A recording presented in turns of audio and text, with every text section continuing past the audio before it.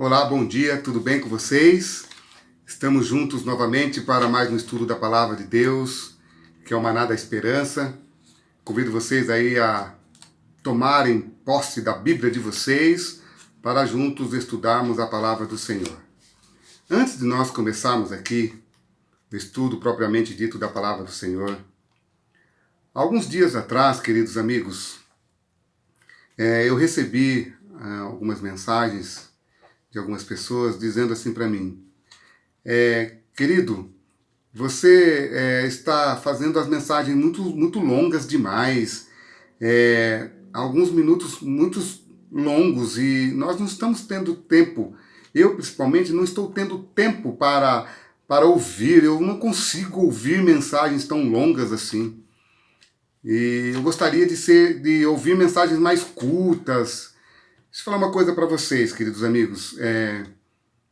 Eu não estou gravando esses vídeos para que você possa me ouvir todos os dias. Não é nada disso. Estou gravando esses vídeos para que você possa tomar posse da sua Bíblia, da sua palavra que está na sua casa, para que juntos a gente possa estudar a palavra de Deus. Eu não estou aqui pedindo para que você me ouça. Eu quero que você pegue a sua Bíblia, sente, tire tempo. Buscar em primeiro lugar o reino dos céus e sua justiça, e todas as outras coisas vos serão acrescentadas. Então, queridos amigos, dedique tempo.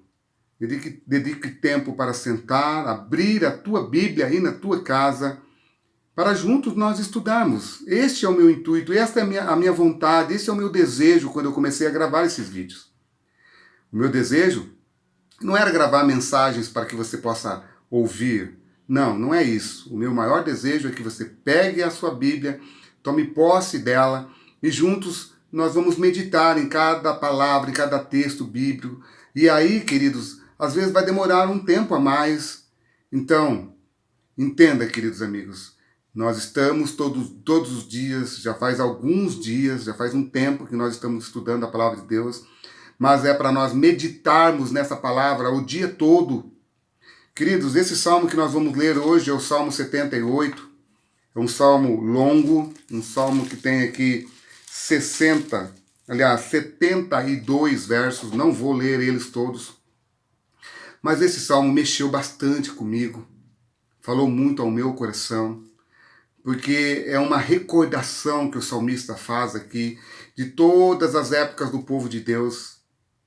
E, queridos, infelizmente, todas as recordações que ele dá aqui, que ele faz, todas elas terminam com tragédias, porque o povo de Deus falou que faziam, mas não faziam. Disseram que obedeceriam, mas não obedeceram. Queridos amigos, sabe por que eles fizeram tudo isso de uma maneira tão errada assim? Porque não dedicavam tempo para meditar na palavra e assim, queridos amigos, fizeram coisas erradas. Então eu quero deixar bem claro para vocês. O meu intuito não é passar uma meditação todo dia para você. Não é. O meu intuito, o meu desejo é que eu e você tomamos posse da palavra de Deus e juntos, então, estudarmos para aprendermos mais. Por isso que eu dediquei aqui quase 4 minutos para fazer a introdução deste salmo, tá bom? Então, o salmo que vamos ler hoje é o Salmo 78 e o título que eu dei para esse salmo é Para não esquecermos. Queridos amigos, a Bíblia, o livro sagrado, a palavra de Deus, ela não é apenas um livro de história, não é apenas um livro onde você vai ficar lendo uma historinha todos os dias. Não é isso. A palavra de Deus são exemplos do que Deus fez, do que o povo fez no passado, mediante a tanta rebeldia. Todos os escritos estão aqui pontuais, cada época, para que eu e você possa tirar lições, para que isso não ocorra jamais na minha vida, do que aconteceu com eles no passado. Então esse salmo, o salmo de Asaf agora, o salmo 78, é exatamente isso.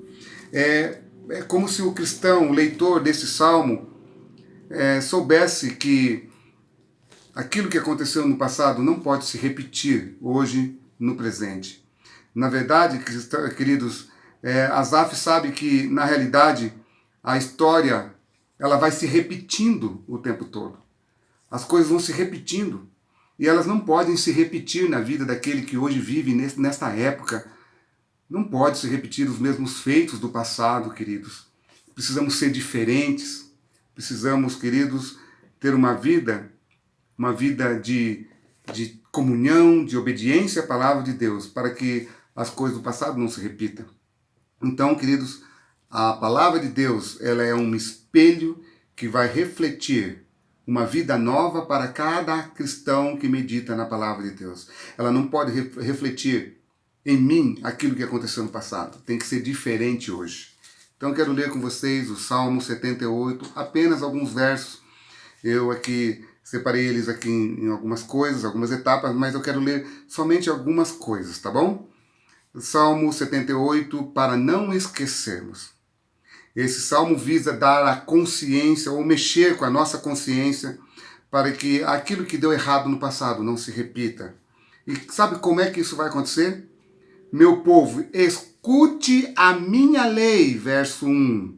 Dê ouvidos à palavra da minha boca. A palavra lei aqui não é 10 mandamentos. A palavra lei aqui é a Torá, o Pentateuco, um conjunto de instruções que Deus vai passar, queridos.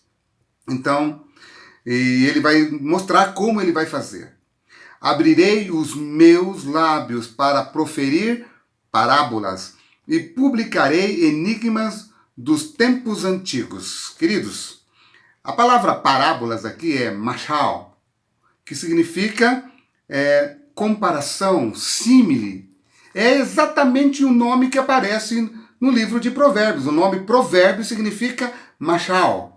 Então, queridos, é um tipo um ensinamento diferente. É um método de ensinar diferente. Você vai perceber que esse método de ensino é a mesma frase que Jesus fala lá no livro de Mateus, capítulo 13, verso 35, que eu quero ler com vocês.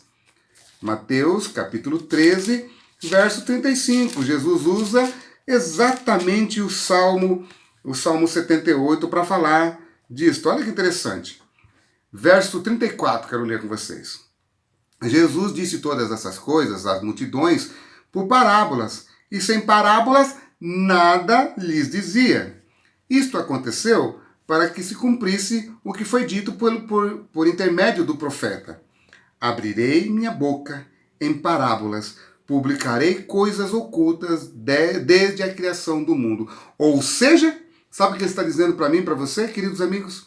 Ele está dizendo assim, olha, o método de ensinar você é mostrando para vocês todas as coisas que aconteceram no passado, para que você possa fazer uma análise da sua vida hoje, para que você possa fazer diferente amanhã. É exatamente isso. Deus quer que eu e você façamos uma análise, estudando a Bíblia todos os dias do que aconteceu no passado, para que a gente possa fazer uma análise da nossa vida hoje, para que a gente não repita os mesmos erros do povo no passado, no futuro. Então é Deus falando, olha para o passado, reflita no seu presente, para que o seu futuro seja diferente. Essas as palavras de Deus para mim e para você hoje, queridos. Então entenda, Jesus usou este método. E outra pessoa que usou um método tão parecido com isso foi Estevão, lá no capítulo 7 do livro de Atos, quando ele vai falar ali, queridos amigos, do que aconteceu ali com os pais da igreja na época ali, falando diretamente ao sinédrio, aos sacerdotes da época ali. Jesus já havia vindo a este mundo, Jesus já havia morrido, e agora eles prenderam Estevão, e aí Estevão então explana para eles todo o passado do povo de Israel, e ele diz assim para eles assim, vocês ainda continuam com o coração duro hoje.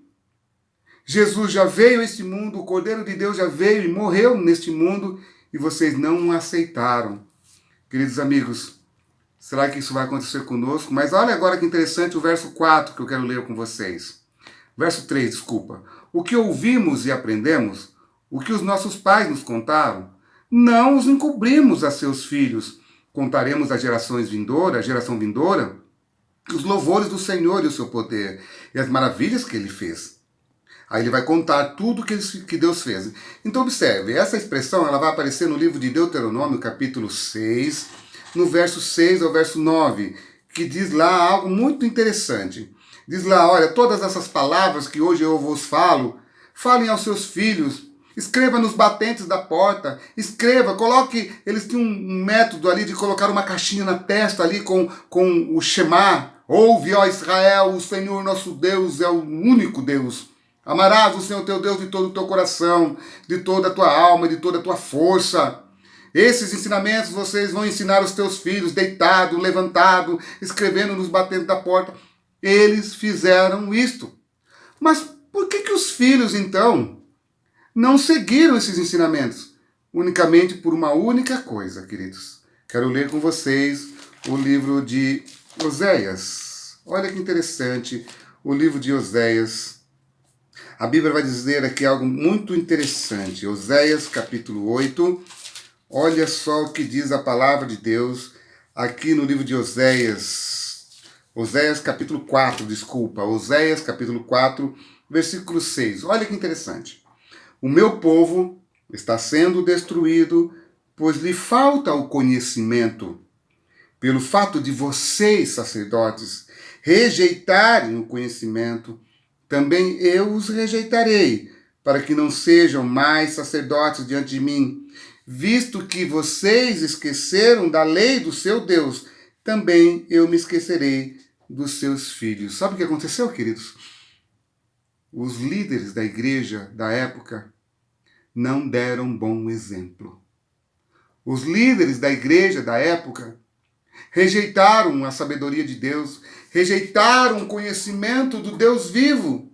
E automaticamente os filhos começaram a olhar para os pais e começaram a perceber, peraí, o meu pai não pratica, e se meu pai não pratica, por que eu vou praticar? Contar para alguém os fatos das coisas de Deus é fácil? O que Deus espera não é que você conte, não é que você fale para as pessoas que você tem um Deus no seu coração. Não, queridos. O que Deus espera é que você pratique, mostre na prática que esse Deus faz parte da sua vida. Não fale só da boca para fora, mostre na prática. Foi por isso, queridos, que os filhos ouviram, mas não praticaram, porque viram nos próprios pais que só falavam e não praticaram. Querido amigo, talvez eu esteja falando com você, e você talvez tenha um filho fora da igreja, um filho que ainda não aceitou Jesus como seu salvador pessoal. Talvez não seja a hora de refletir e parar para pensar, Senhor, será que o meu filho não está vindo para a igreja porque ele está vendo em mim um falso testemunho? Será que o meu filho não está vendo em mim um bom marido, um bom pai? Ao invés de você falar, não está na hora de nós praticarmos mais? Praticarmos mais e demonstrarmos para os nossos filhos, os nossos familiares, que eu não só falo de Jesus, mas eu também vivo o amor que eu sinto por Jesus. Queridos amigos, quero dizer algo muito importante para vocês. Este salmo mexeu bastante comigo. Estou falando com vocês, um pouco emocionado, porque eu sei que isso tudo aconteceu na minha vida também. Tive algumas atitudes erradas, de tentar trazer pessoas para Jesus à força, ou talvez até o meu filho. Mas hoje eu observo, queridos, que a minha atitude de ser um homem que não só fala, mas vive aquilo que prega, tem feito a diferença na vida da minha esposa, na vida dos meus filhos, na vida da minha mãe, que não é adventista, não é cristã. Toda vez que eu vou na casa dela, ela olha para mim e fala, meu filho chegou. E ela diz assim, meu filho, eu vou fazer para você um bom peixe, porque eu sei que você ama peixe. Ou seja, as minhas atitudes têm feito a diferença na vida da minha família. É isso que Deus espera de nós, queridos. É isso que Deus espera de você, da sua família. O Salmo 78, queridos, é um salmo onde o salmista vai mostrar aqui todas as coisas ruins que o seu povo fez. A partir do versículo 9, ele vai falar assim, olha, o povo esqueceu da aliança, esqueceu dos milagres, das maravilhas que Deus havia mostrado para eles. Sabe, querido, isso tudo vai refletir lá no Salmo, lá no livro de Mateus, capítulo 12, verso 38. A Bíblia diz ali que os fariseus, aqueles que diziam ser povo de Deus, quando Jesus veio a este mundo, eles não gostavam das palavras de Jesus, queriam ver milagres para ter a autenticidade do poder de Deus. Verso 38 diz assim: Então alguns escribas e fariseus disseram a Jesus: Mestre, queremos ver algum sinal do Senhor, algum feito pelo Senhor. Agora, aqui no livro de Mateus, capítulo 16, verso 1. Os fariseus, os saduceus, se aproximaram de Jesus e, tentando-o, pediram que lhe mostrasse um sinal vindo do céu. Queridos, Jesus tinha feito tudo por esse povo.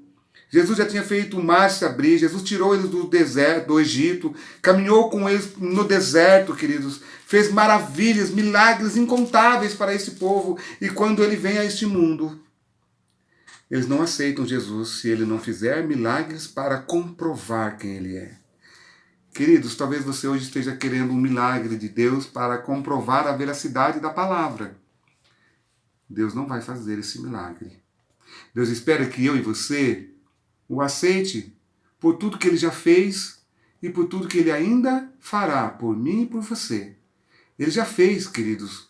Ele veio a este mundo e deu a vida por nós. Agora, queridos, observe como é que foi o caminhar deles lá no deserto. Olha que interessante, aqui dos versos 17 até os versos 32 aqui. Olha que interessante. Eles murmuravam e ficavam resmungando. Olha só, verso 17. Mas ainda assim continuaram a pecar contra o Senhor. E se rebelaram no deserto contra o Altíssimo. Tentaram a Deus no seu coração, pedindo alimento que lhe fosse do gosto deles, do paladar deles. Falaram contra Deus, dizendo: será que Deus pode preparar-nos uma mesa no deserto? É verdade que ele feriu a rocha, dela saiu água, saiu manancial de água, mas será que ele pode dar-nos pão também? Ouvindo isso, o Senhor ficou indignado, ficou irado, acendeu-se a ira do Senhor, porque não creram em Deus, nem confiaram na sua salvação. Queridos amigos, eles testavam Deus, mas diante de todo o caminhar deles ali no deserto, queridos, Moisés vai falar algo muito interessante. Lá no livro de Deuteronômio, no capítulo 29, verso 5, ele diz assim: nem as vestes deles, nem as sandálias dos pés que eles calçavam durante 40 anos, a roupa não se acabou e as sandálias dos pés não gastaram. Queridos, é Deus falando assim: vocês nem observaram que eu estou cuidando da roupa de vocês. Quantas vezes vocês pararam no lugar onde tinha água, esfregaram e a roupa não rasgou? Quantas vezes você caminhou entre pedras, entre espinhos, e nenhuma vez as pedras e os espinhos furaram os vossos pés? Sabe por que isso não aconteceu? Porque eu estava protegendo a sua roupa e o seu pé, para que você pudesse peregrinar no deserto até chegar às mansões, aliás, à terra prometida. Olha que interessante, queridos. Agora acontece algo triste demais aqui. No verso 23, Asaf vai dizer o que está acontecendo. Mesmo assim, deu ordens às nuvens e abriu as portas dos céus. Fez chover maná sobre eles, mas para alimentá-los, ele deu cereal do céu. Todos comeram o pão dos anjos. Ele lhes enviou comida à vontade.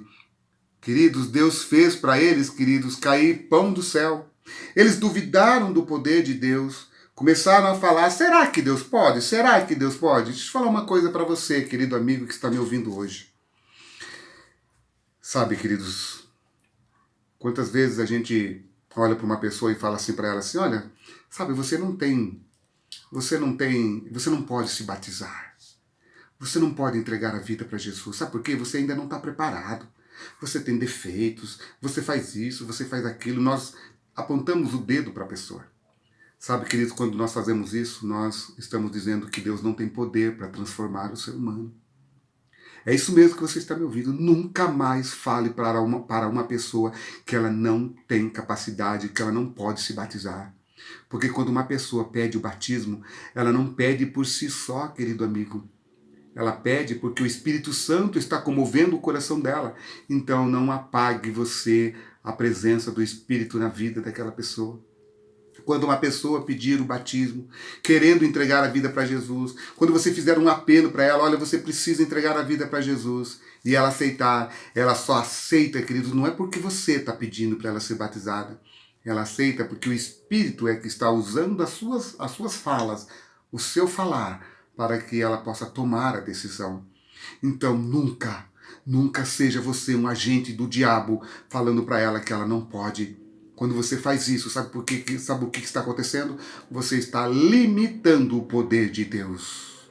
Deus tem poder de levantar um pecador da sarjeta e colocar essa pessoa de pé e ainda colocar palavras na boca dele. Essa pessoa sou eu. Deus fez isso comigo, queridos. Me tirou da sarjeta do pecado, me colocou de pé e ainda colocou nos meus lábios um novo cântico. Por isso eu tenho vontade, o desejo de falar desse Deus todos os dias. Talvez você hoje esteja pensando, poxa vida, eu não tenho tempo para ouvir 30 minutos da palavra. Eu estou apressado. Então a palavra não é para você, querido amigo. É isso mesmo. A palavra é para aqueles que buscam em primeiro lugar o reino dos céus. Ele tem algumas coisas diferentes. Ele organiza o seu tempo para sentar e ouvir, abrir a palavra e juntos estudarmos a palavra do Senhor. Sabe, queridos, Deus fez chover maná do céu até quando aquele povo ia entrar na terra prometida. Quando eles entraram na terra prometida, ali no livro de Josué, o maná parou de cair. Mas enquanto eles estavam ali, o maná caía todo dia. Só que um dia, queridos, eles tiveram nojo, não aguentavam mais comer o maná que Deus dava para eles. Estavam cansados. Eu quero ler com vocês esse verso que está aqui no livro de Números, capítulo 21, verso 4 até o verso 6, que diz assim, olha que interessante. Então os israelitas partiram do monte Or, pelo caminho do Mar Vermelho, para rodear a terra de Edom. Mas o povo se tornou impaciente, não tinham paciência mais no caminho, e falou contra Deus e contra Moisés, dizendo, por que vocês nos tiraram do Egito para que morramos nesse deserto onde não há pão e nem água? Já estamos enjoados desta comida nojenta. Meu Deus do céu, queridos. Eles falaram exatamente assim contra Deus e contra Moisés. Então o Senhor, verso 6, mandou para o meio do povo cobras venenosas que mordiam o povo, e morreram muitos do povo de Deus de Israel naquele dia. Queridos, Deus enviou a cobra para eles, para picar eles, queridos? Claro que não. Deus não enviou. As cobras sempre estiveram lá. As cobras sempre estiveram lá, queridos. Era Deus quem protegia o povo de Israel. Era Ele que fazia com que as cobras não picassem o povo, queridos. Está bem claro isso aqui no livro de Deuteronômio, capítulo 1. Olha que interessante. A Bíblia vai dizer aqui, olha só, no livro de Deuteronômio, a Bíblia diz aqui o que aconteceu, por que as cobras não picavam eles. Eu quero ler isso com vocês aqui dentro da palavra de Deus, no livro de Deuteronômio. Olha só, capítulo 8, capítulo 8, verso 14. Capítulo 8, verso 14, diz assim aqui na minha Bíblia. Capítulo 8, verso 14. A cobra sempre esteve lá, olha que interessante. Diz assim a palavra do Senhor. Se eleve, para que não se eleve o seu coração, e vocês se esqueçam do Senhor, seu Deus, que os tirou da terra do Egito, da casa da servidão, que os conduziu por aquele grande e terrível deserto, de serpentes abrasadoras, de escorpiões e de aridez onde não havia água, e que fez sair água da rocha para vocês beberem, que no deserto os sustentou com maná, que os pais de vocês não conheciam, para humilhar vocês, para pôr vocês à prova e afinal lhes fazer bem. Queridos, o maná não era só para sustentar o povo de Israel. O maná era para provar eles se eles realmente iriam perseverar até o fim. Queridos, o maná hoje que nós estudamos todos os dias é Deus também testando eu e você, para ver se você tem paciência para sentar um pouquinho e estudar a palavra de Deus. Será que você está sendo impaciente, não tem mais tempo para a palavra do Senhor? Queridos, se isso está acontecendo na sua vida, alguma coisa está errada, queridos. Sabe por quê? Porque nós vamos passar a eternidade ao lado de Jesus estudando a palavra do Senhor. Se hoje nós não temos paciência para estudarmos a palavra de Deus, como é que passaremos a eternidade meditando na palavra do Senhor, queridos? Não é uma hipocrisia? Amados, esse Salmo 78 mexeu muito comigo por causa dessas coisas. E aí, olha só que interessante, no verso 27, para fazer uma comparação, no Salmo 78, verso 27, Deus falou assim para eles, olha, bom, já que vocês não querem mais o maná, vou dar aquilo que vocês querem. E Deus fez então, no verso 27, chover sobre eles carne como poeira e aves numerosas como areia do mar. Fez com que caísse no meio do arraial deles, ao redor de suas tendas. Então comeram tanto, mas comeram tanto. Porém, no versículo 30, porém não reprimiam o apetite. Ainda tinham alimento na boca, quando o Senhor se elevou contra eles a ira de Deus. E é muito interessante, queridos, que isso aconteceu ali no livro de Números, capítulo 11, verso 33, que morreram muitas pessoas. A carne saía, queridos, pelo nariz, pelos ouvidos, saíam por todos os lugares. Por quê? Porque estavam famintos da carne, queriam saciar os seus apetites, e quando queriam saciar os seus apetites, foi a destruição deles. Queridos, hoje nós não temos vontade, desejo de sentar e estudar a Bíblia. Não temos tempo para isso, porque a correria do dia faz com que a gente coloque a Bíblia, a palavra de Deus, em segundo plano. Queridos, um dia vamos correr atrás da palavra e não vamos achar. Busque em primeiro lugar o reino dos céus. Não faça a Deus apenas, queridos, promessas da boca para fora. Olha só o que diz aqui agora o versículo 32. Apesar de tudo isso, continuaram a pecar e não creram nas maravilhas de Deus. Por isso ele fez com que os seus dias se dissipassem num sopro e os seus anos em súbito terror. Verso 34. Quando os fazia morrer, eles o buscavam, arrependidos, procuravam Deus, lembravam-se de que Deus era sua rocha e o Deus Altíssimo, o seu Redentor.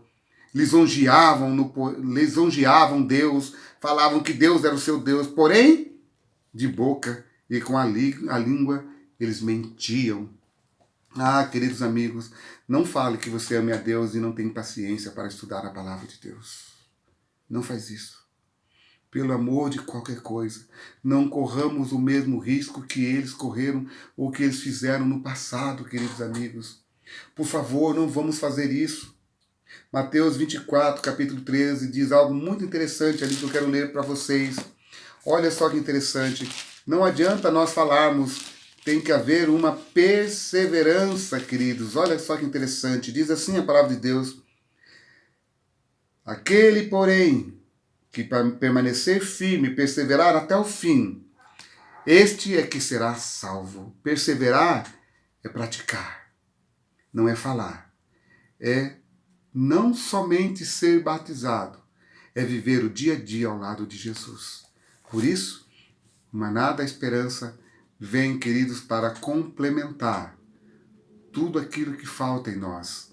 Amigos, não estou estudando, volto a repetir, não estou abrindo a Bíblia todos os dias na sua casa para que você possa meditar na palavra. Não, o meu estudo com vocês todos os dias é para que você pare. Qualquer momento do seu dia, pare. Pega a sua Bíblia. Se ela estiver no telefone, se ela estiver no tablet, aonde ela estiver, Abra e vamos estudar, queridos. Vamos meditar na palavra do Senhor. Agora, queridos, do verso 40 até o verso 53, vai aparecer aqui a ingratidão do povo durante a saída do Egito, durante o êxodo, durante a caminhada. Foram ingratos ao Senhor. Quando Deus saiu, tirou eles do Egito, Deus fez milagres incontáveis ali. Deus fez com que Faraó fosse humilhado para tirar a gente do Egito, do pecado. Deus humilha Satanás, queridos, por mim e por você. E mesmo assim, queridos, eles foram ingratos a Deus. Agora, olha só, dos versos 54 até os versos 64, aparece aqui a ingratidão deles pela terra prometida. Chegaram na terra prometida e eles continuaram sendo ingratos. Olha só o verso 54, diz assim: levou-os até a sua terra santa, até o monte que sua mão direita adquiriu. Não foi Davi que adquiriu ali Jerusalém, foi Deus. Da presença deles expulsou as nações, cuja região repartiu com eles por herança, e nas suas tendas fez habitar as tribos de Israel. Deus tirou do Egito e Deus colocou eles numa casa, colocou eles numa tenda, colocou eles na terra prometida. Quando Deus nos tira do Egito, do pecado, Ele vai nos levar, queridos, até as mansões celestiais. Mas para isso, nós não podemos ser ingratos, como todas essas pessoas foram. Deus, no verso 59, diz que Deus se indignou a ponto de fazer com que os seus inimigos, os assírios, no ano 722, fosse até a tribo do norte, até o povo de Samaria que habitavam ali. Deus permitiu que os assírios, Senaqueribe com o seu exército, fosse ali e tirasse o povo de Israel das suas terras e levasse cativo para a Síria. Depois, no ano 605, Deus também permitiu que Nabucodonosor viesse até Jerusalém e levasse ali o povo do Senhor cativo. E no ano 587, 586, ele matou muitas pessoas, destruiu muitas pessoas. Sabe o que é isso? É Deus dizendo: filhos, é a ingratidão de vocês que está causando esse dano na vida de vocês. É porque vocês me colocaram em segundo plano a vida toda. Toda a vida vocês me colocaram em segundo plano. E por isso, tem momentos que o Pai não vai mais ficar fazendo coisas por vocês. Ele vai permitir que coisas aconteçam. Queridos amigos, mas Deus é tão bom. É tão bom que Ele dá para cada um deles, deu para cada um deles um novo começo. E Ele quer dar para mim, para você, um novo começo. E esse novo começo está aqui no versículo 65. Deus é fiel com a sua aliança. Então o Senhor despertou como de um sono, como um valente que grita excitado pelo vinho. Observe, parece que Deus estava dormindo. Ele não dorme. Ele está fazendo com que toda a sua vontade se cumpra, quer você queira, quer você não queira, quer você seja rebelde a vida toda ou não. A vontade de Deus, todas as suas profecias, todas as coisas que Ele falou, vai se cumprir comigo, sem você. E isso fica muito claro, porque vindo a plenitude dos tempos, Gálatas 4, verso 4, Jesus veio a este mundo nascido de mulher, como Ele profetizou lá no livro de Gênesis, capítulo 3, verso 15. Como Jesus profetizou para Adão e Eva lá, ele nasce 4.000 anos depois para mostrar que ele cumpre o que ele promete. E sabe como é que ele nasceu? Do mesmo jeito que ele falou que ele viria da tribo de Judá. Ele escolheu, ele fez a história acontecer. Olha que interessante no versículo 68. Pelo contrário, escolheu a tribo de Judá. Isso você vai ver muito claro quando Mateus vai falar da genealogia de Jesus. Ele começa exatamente falando que Jesus viria da genealogia da tribo de Judá, no qual Davi, ele é o precursor, ele é um tipo de Cristo e ele nasce ali, queridos. Se você ler ali no livro de Mateus, capítulo 1, verso 1, ele vai dizer ali, capítulo 1, verso 1 e 2, que Jesus nasce da tribo de Judá. E no versículo 69, ele construiu seu santuário durável como os céus. Ou seja, Quem é o santuário que estava na terra? O próprio Cristo. Não era mais o templo de Salomão, não era mais o templo de Herodes, era o próprio Cristo que era o santuário na terra. E ninguém destrói o santuário de Deus. Quando mataram ele, ele ficou 3 dias e 3 noites no pó da terra, mas ele levantou, vencendo para vencer. Não só na minha e na sua vida, mas na vida daqueles que foram fiéis a ele antes da cruz e para todos que serão fiéis depois da cruz.